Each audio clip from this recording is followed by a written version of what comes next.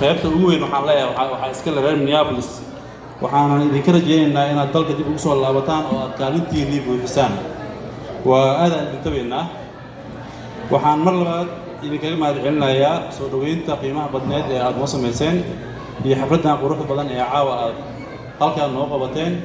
waxaan rabaa inaan kusoo gabagabeeyo heestii hadda ugu dambeysay ahayd hantiyay macaan waa mid aan hooy lagaa oranay magaaladaasaan leenahay Soomaaliland leenahay meeshaas waa meesha aan hooy lagaa oranaynin marka waxaan idinka rajaynayaa inaad dib ugu soo laabataan dalka fariinteena ugu weynna waxay tahay inaad dalka dib ugu soo laabataan oo horumarka qayb ka qaadataan waana ku faraxsanahay inaan idin imaanay waa mahadsantihiin maantiin assalaamu calaykum waraxmatullaahi wabarakaatu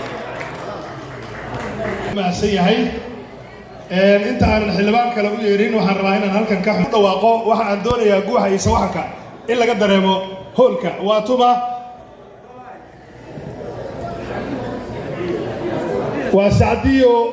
Cumar Boolay oo ah guddoomiyihii hore ee doorashooyinka gobolka Banaadir waa Sacdiyo Aways Cali Boolay Sacdiyo waanu ku salaamaynaa ku soo dhawow magaalada Minneapolis waana ku faraxsan tahay saaxiibkay Jalwa wuxuu dhashay guriga u soo dhaweynaysa waa ku farxay guriga hoobiyo ku imaan jira oga saacad u imaan jirin aad u mahadsan Jalwa saaxiibkay waxaad ila soo dhaweysaan xildhibaanka aynu wada sugayna caawa isagana martida ka mid ah isla markaana waxaan ka codsanayaa khudbada inaan dhageysano waa xildhibaan Cumar Shariif Jack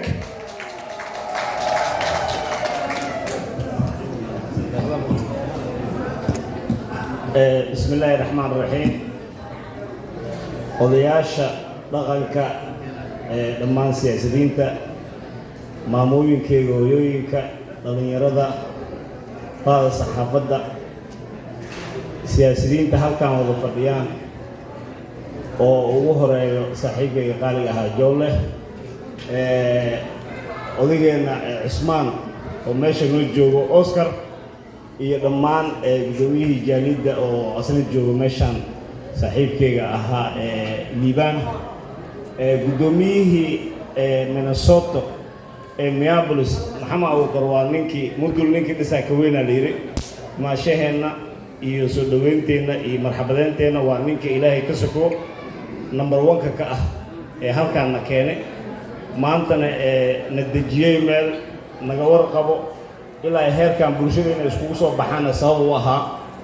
waxa aad iyo aad ugu mahadcelinaynaa mudan gudoomiye insha Allah taariikhdan ku xusayso waxaan kale u mahadcelinaynaa xildhibaanadeena Ilhaan oo sumcad iyo sharaf Soomaaliya oo dhan iyo dalka Mareykanka u soo horeysay gabar dumar ah kartidaas leh maanta ka farfarcoon oo ka dhex muuqato Congress-ka Mareykanka inay ayadana maanta halkaas noogu imaadeen ayadana aad aan ugu mahadcelinaynaa meeshan waxaan fadhiyo aniga oo caawo markaan soo galay oo aan arkay inta meesha fadhiso hal nin oo agteeda qiimo oo maasha Allah waa agaasimahayga Saciid Saalax inaan khudbeeyo ma agaasimahayga waa inaan ku soo dhaweeyo khudbada kadib aan khudbeena mudan agaasima soo dhawow ma iloobi kara agaasim waxaan rabaa khudbadaada hadalka ayaa rabaa inaan maqlo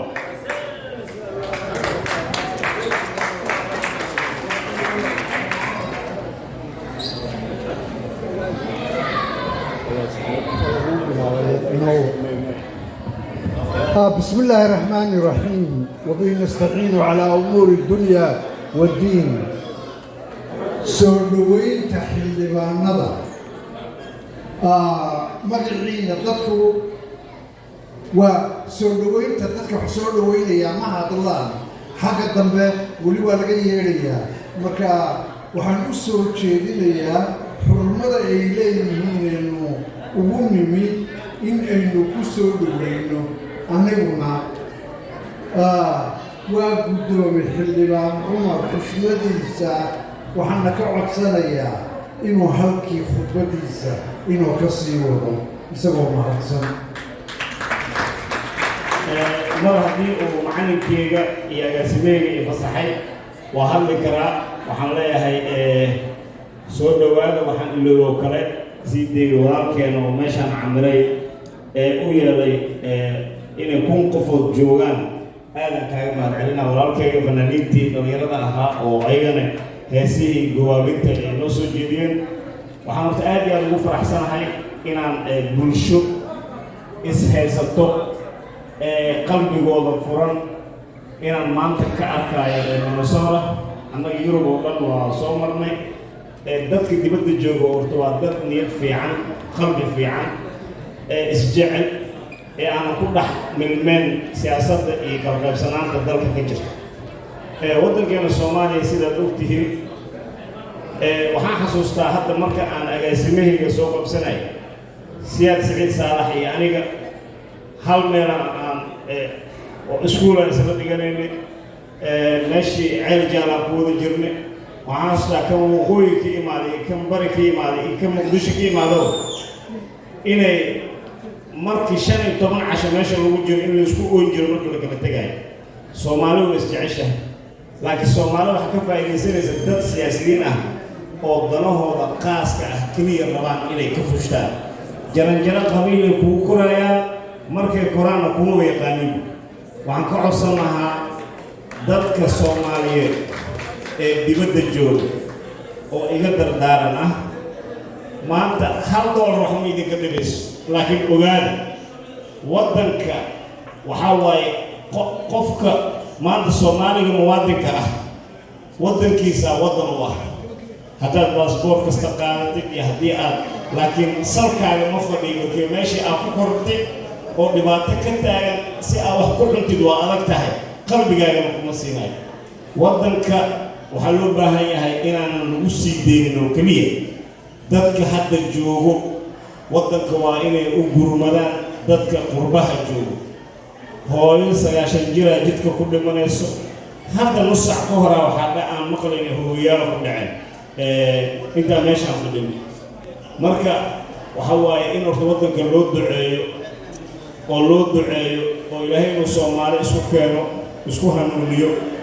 hadda waa la isku birtumana waa aragtay gobolka fidnada zaa'id ay u badatay marka waxa soo dhan waxa keenayo kala qaybsanaanta iyo qabiil wax ma taraayo waxa wax taraayo Soomaalinimadana qiimo ku leenahay markaan dhoo aniga Soomaaliya ah qiimo aan leeyahay laakiin markaan dhoo banaadir ah qiimo ma lahaana waxaan noqonaa nin qabiil qaas ah waxaan rabnaa in Soomaalinimo aan u istaagno inaan u gurmano dadka walaalaheenna ah ee dhibaataysan ee wadooyinka ku dhimanayo ee saxariirsan waxaa laga yaabaa maanta annaga waa cunaynaa waa cabaynaa casuumaanaya la qabanaa intaasoo qarash lagu bixinaa waxaa laga yaabaa hooyo aan qada iyo quraac casho aanan cunin inay guri ku dhex jirto oo ku nooshahay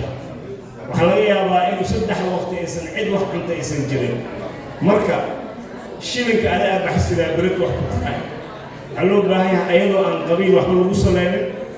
meel alla in community-da la balaariyo in ay Soomaali oo mid ah ee community-da tirada badan inay wada fariistaan ee ka soo saaraan community Soomaaliyeed Soomaaliyeed oo noqdo nin dalka wax u qabto qof wax u qabto ana waxaan aaminsanahay maanta haleen halkaan fadhiisan ninka loo $1 in waxba agtiisa ka ahayn inta Minnesota iyo America oo dhan joogtana waxbay dalka ka qaban kartaa marka waddanka ogaada waxa waaye waddankeena aad u dandareysan yahay dadka hadda waa aragtaan tahriibkii waa batay dadkii way soo wada tahriibayaan haddii xifrado shaqo ay jiri lahaayeen ani hadda waxaan taagnaa hadda muddo 3 bilood 4 bilood kasoo wareegtay hooyo wallaahi xanuunsan ee cudurka TB-da ku dhacay mana qabta laakiin isbitaalada ka mid ah ka soo sheegay 10 isbitaal la geeyay waa loo diiday kelida laga dhaco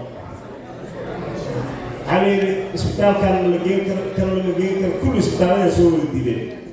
مركز حاول معه حتى إذا عدا حيجوا وزير كوي مقلة وزير كعفمات كلام ما راح أقول له ما منا كمية أيوة أنا ولا ضربت إسبتال أو كمية كذا وهدي له واي إذا نقول متى هذا أقرب هو عدالة مركز هو في الدحية أمر إن إسلام تاس كذا لقى ضيق فير الموضوع أنا راعي ضيق فير مركز إسلام تجيني الوصول لا بس عبد على لقى الباب مركز كسر بحياة وحنقول له وزير كي أبو سلام وحنا وزيره سلام كان هل من يبرر كونتين ولا حاجة أو عدة مكيف أسوق الشيء نفكر هذا بري ملايين التيبي كل عائلة كده ويسير شيء من كده ويسير ما قدرت كنوع عصوك له حلو بهاي إن لو فكر وحيالها تعنا قربوا أسوأنا الحتة ذاتك ويارجع إن الله تشتر هذه قلب كاسب هي اللي كانت ذاتك لو يبي وحوله ترى أنت صو بريتو إن إسبتالي يرير مفروض ذاتك ساس وحنوسا أنت بنانك كل بطون هاي إن جرجار ماشي سلوه سمي لكن سومالي وحسكنا حي وروت مرة لقاها بالبنية هم واقف من قصة السياسة فرعون كريس سكون ولا لها يقوس كيس سكون ولا لها كريه وكفكر لكن من دلكونا حي مجرد أنا هذا علم كقيمين أو حلنا علم كهبيك علم ولا دبابيك لكن علم يدك ولا الجوا هو عم تريش علم يدك سمدواي سيدا علم هو دبابيك سواء أنا وضع هو دبابيك لكن هذه هذه علم كهو دبابيك قرش أقول بحنا وضع كروا جوا ودعا وبوا وهذا إن سومال وصلهم قفاز سومالية وأدية الحنكيم هالعنا مال خروج وقت هرادي مادة وجهد بدن تاسع الحنكيم هالعنا شرفي كرامة مدلته غير من صوتني إلو بدون بإذن الله الكريم لبالكينا وقت كستو هذا ما سنتين صعب